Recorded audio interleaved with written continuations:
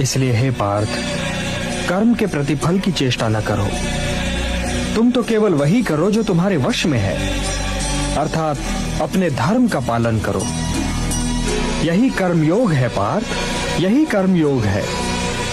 इस रहस्य को समझो पार्थ कि तुम्हारे पास तो केवल करने या ना करने का विकल्प है, किंतु कर्म के अंत पर मनुष्य के अधिकारों की सीमा समाप्त हो जाती है। कर्म का परिणाम मनुष्य के वश में नहीं है। तुम सर्वश्रेष्ठ धनुर्धर हो, परंतु यदि तुम्हारा आखेट तनिक भी इधर से उधर हो जाए तो तुम चूक जाओगे। तुम्हारा अधिकार तुम्हारे वाण संधान पर है, तुम्हारा अधिकार तुम्हारी दृष्टि पर है, परंतु उस मृग पर तुम्हारा कोई अधिकार नहीं जिसकी ओर तुम वाण चला रहे हो।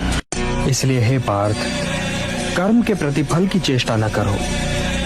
तुम तो केवल वही करो जो तुम्हारे वश में है, अर्थात अपने धर्म का पालन करो। यही कर्मयोग है पार्थ, यही कर्मयोग है।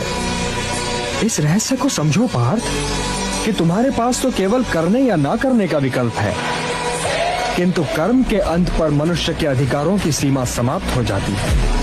कर्म का परिणाम मनुष्य के वश में नहीं है। तुम सर्वश्रेष्ठ धनुर्धर हो, परंतु यदि तुम्हारा आखेट तनिक भी इधर से उधर हो जाए तो तुम चूक जाओगे।